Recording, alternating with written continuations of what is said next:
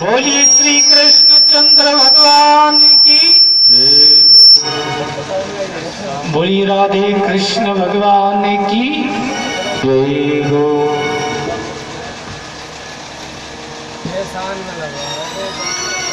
अतः सकल कलह कलिवंश विध्वंसनी सर्वे उपदेशा उपद्रव विनाश नंदनी सर्वे श्रोता गण सम्मदनी मम कथा प्रस्तुते। ये श्रीमद् भागवत कथा संपूर्ण पापों का विनाश करने वाली, भूत प्रेत पिशाच डाकनी साकनी आदि का मर्दन करने वाली ऐसी श्रीमद् भागवत कथा को सभी श्रोतागण सावधानता होकर के श्रवण करेंगे। जिस प्रकार सिंह की गर्जना करने पर पास के छोटे मोटे जानवर भाग जाते हैं, ठीक उसी प्रकार से श्रीमद् भागवत महापुराण का जय घोष जहाँ तक जाता है वहां तक के सभी पापमय जीवों का कल्याण हो जाता है। तो आइए ऐसी परम पवित्र आनंदमय श्रीमद् भागवत की कथा को हम श्रवण करते हैं। प्रेम से बोलिए जय श्री।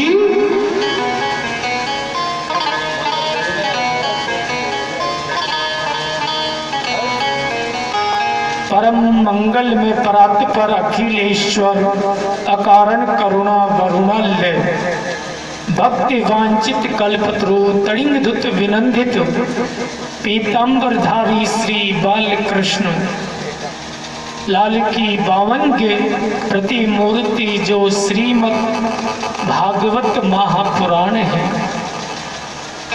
बताया है कि सज्जनों, भाग्योदय ने बहुजन्म समर्जिते सत्संगम च लभेत पुरुषो यदा वे अज्ञानी हेतु कृतमोय मंदान्धिकारिनाशम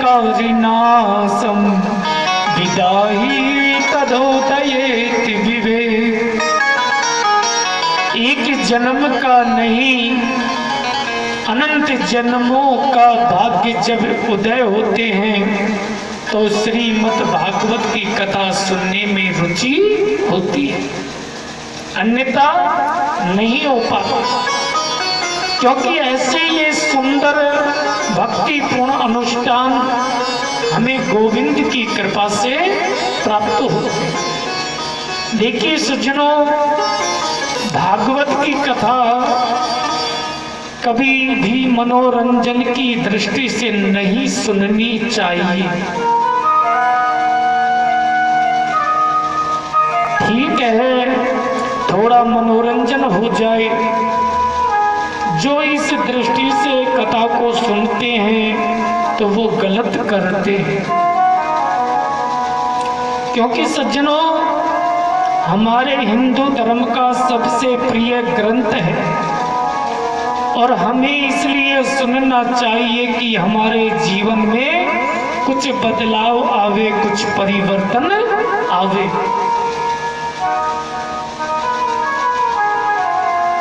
गोविंद के चरणों में हमारा प्रेम हो जावे, हमें इस भावना से सुनना चाहिए।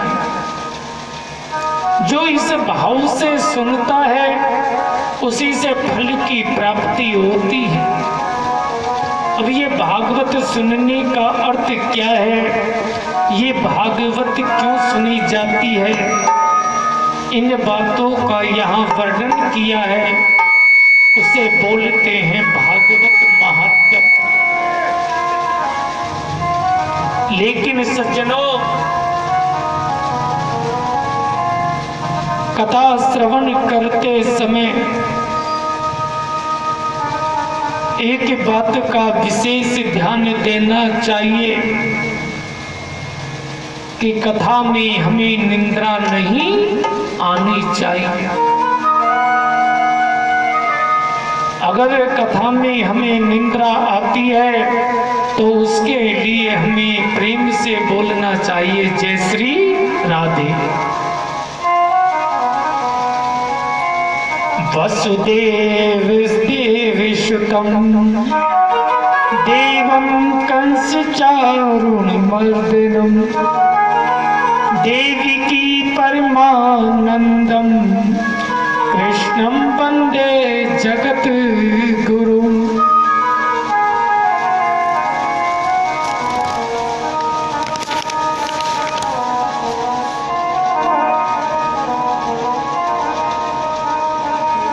अब आइए हम श्रीमद् भागवत का शुभारंभ करते हैं। देखिए,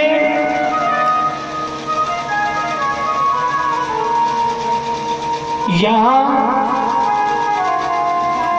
जब भी कोई शास्त्र की रचना की गई तो हर शास्त्र में किसी में देव की तो किसी में देवी की स्तुति की है। लेकिन यहाँ श्रीमद् भागवत महापुराण में सबसे पहले बताया है क्या? सच्चिदानंद विश्वोत्पत्त्यादि हेतु तापत्रय विनाशाय श्री कृष्णाय वयं नुमे।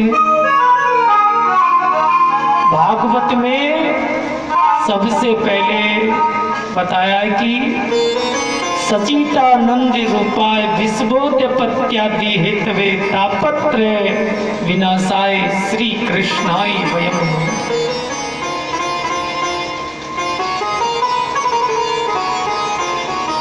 यहाँ भागवत में सबसे पहले बताया है कि सचिदानंद क्या है।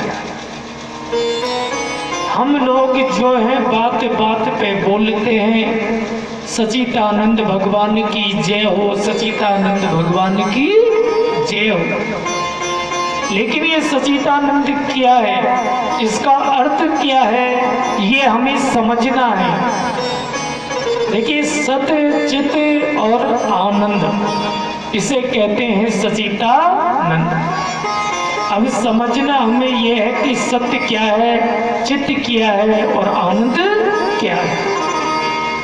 देखिए, सत्य एक ऐसा सत्य है जो पहले भी सत्य था, आज भी सत्य है और अंत में भी सत्य रहता है, जो हर समय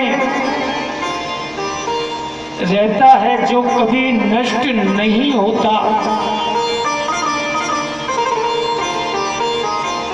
जो कभी बदलता नहीं है।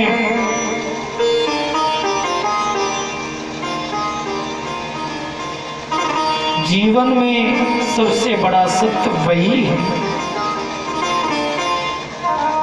दूसरा शब्द है चित्त। चित्त बोलते हैं प्रकाश को।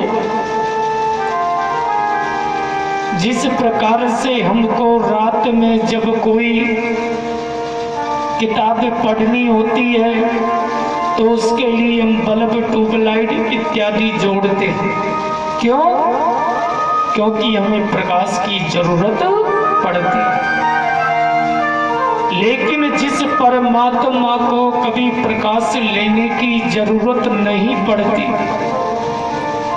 जो परमात्मा स्वयं प्रकाश स्वरूप है, प्रकाशित है, प्रकाश के साक्षात्कार है, ऐसे परमात्मा को यहाँ चित्त बताया है। बिन सत्संग विवेक न होगी, बिन सत्संग विवेक न होगी। रामी कृपा बिन सुलभ न सोगी, रामी कृपा बिन सुलभ न सोगी। बिन सत्संग विवेक न होगी, राम कृपा बिना सुलभ न सोगी। तो चित्त का मतलब है प्रकाश, यानी कि प्रकाश देना। जो सबको प्रकाश देता है, जो सबका कल्याण करता है, उनका नाम है चित्त। तीसरा शब्द है आनंद। आनंद का अर्थ है आत्मा का बोध, आत्मा का ज्ञान होना। जिसे आत्मा का ज्ञान हो जाता है, जीवन में वही केवल आनंद पाता है। क्योंकि इस संसार में हर चीज का कोई ना कोई उल्टा जरूर होता है। जैसे निर्धन का धनवान, दुखी का सुखी, अमीर का गरीब, हर बात का उल्टा होता है। लेकिन आनंद का कोई उल्टा नहीं होता। आनंद का मतलब है आत्मा का बोध, आत्मा का ज्ञान। और आत्मा का ज्ञान होना हर किसी के बस की बात नहीं है।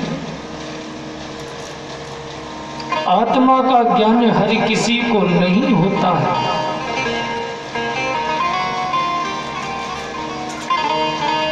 संसार के सुख को हम आनंद समझते हैं।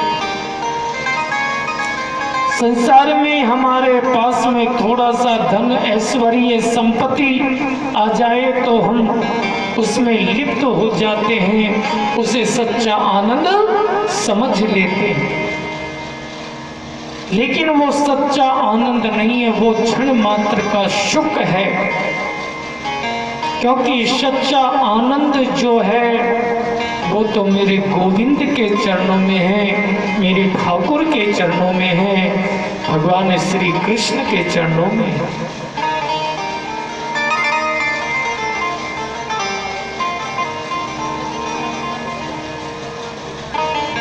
तापत्रय विनाशाय, तीनों तापों को नष्ट करना। तीनों तापों को नष्ट करने की जिनमें सामर्थ्यता है। तीन ताप कौन से? देगी की देवी की भूत की ताप, राज का गुले देवी की देवी की भूत की ताप, राज का गुले